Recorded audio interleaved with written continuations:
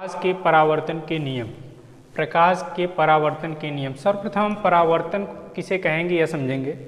जैसे आप एक दीवार पर एक गेंद को मारते हैं, जैसे ही गेंद को मारेंगे तो गेंद टकरा के वापस आ जाएगी। जैसे ही वापस आएगी तो इस क्रिया को हम लोग परावर्तन कहते हैं। और सेम यही प्रक्रिया हमारे प्रकाश में भी होती है। जब किसी दर्पण, यहाँ पे दर्पण लिया गया है M1 और M2, यह दर्पण है, पॉलिशदार है, नीचे पॉलिश किया हुआ है। जब एक प्रकाश यहाँ पे आके दर्पण से टकराता है तो टकराने के पश्चात वह लौट जाता है, उसका संपूर्ण भाग या अधिकांश भाग उसका उसी माध्यम में लौट जाता है। इस घटना को हम लोग प्रकाश के परावर्तन कहते हैं, प्रकाश का परावर्तन कहेंगे। प्रकाश का परावर्तन में दो नियम दिए गए हैं। आपको यहाँ पे M1 और M2 एक दर्पण है, पॉलिश किया हुआ है, इस पर एक A और B आपतित किरण, जो प्रकाश आके दर्पण से टकराएगा जो किरण, उस किरण को हम लोग कहेंगे आपतित किरण। आपतित किरण। और जिस बिंदु पर प्रकाश आके टकराएगा उस पॉइंट को हम लोग कहेंगे आपतन बिंदु। आपतन बिंदु।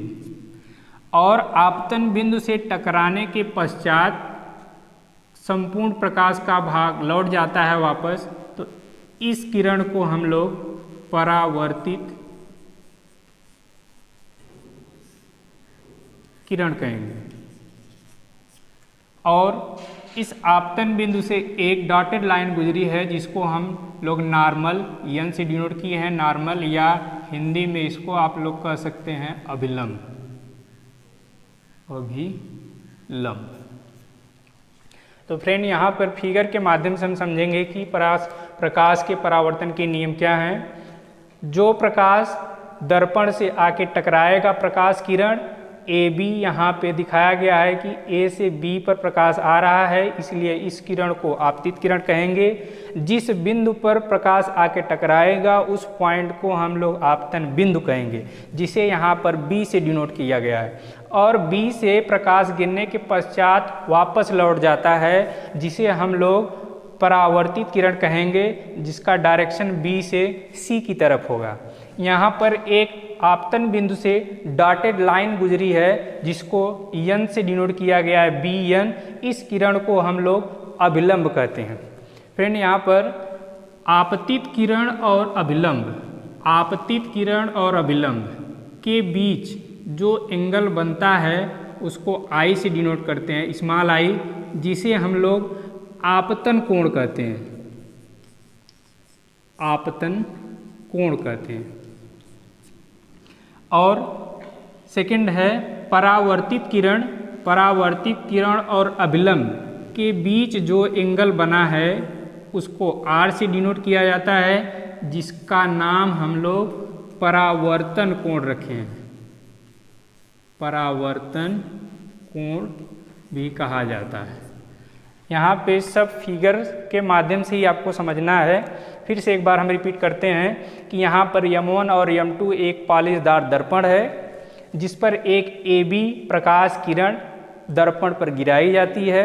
जो प्रकाश किरण दर्पण पे गिरता है उसको आपतित किरण कहेंगे, और जिस पॉइंट पे आगे गिरता है उसको आपतन बिंदु कहेंगे, जिसे B से डिनोट किया गया है। B से प्रकाश वापस लौट जाता है, पॉइंट B पे गिरने के पश्चात वापस लौट जाएगा, जिसको हम लोग परावर्तित किरण कहेंगे, जिसका नाम B और C रखा गया है।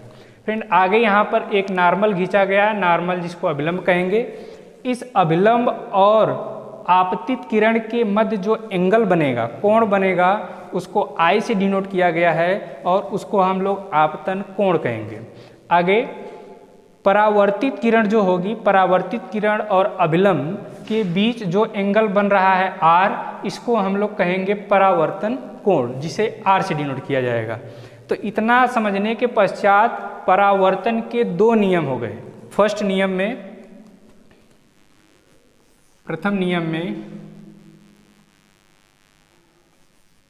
आपतित किरण,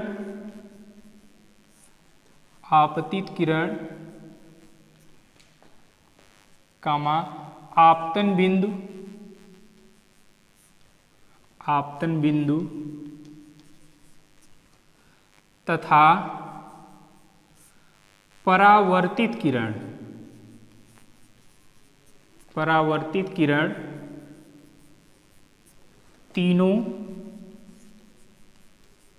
तीनों एक ही तल में होते हैं, तीनों एक ही तल में होते हैं।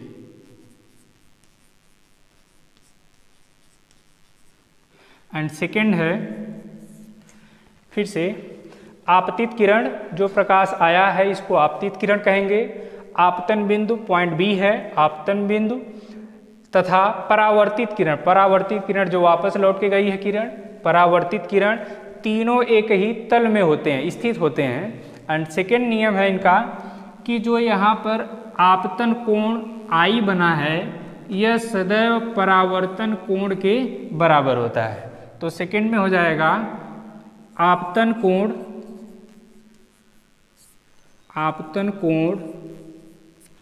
सदैव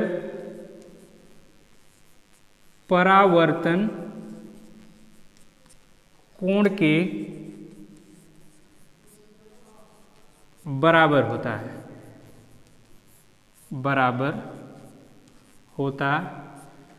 है, अर्थात angle I is equal to angle R। यह दोस्तों प्रकाश के परावर्तन के नियम हो गए।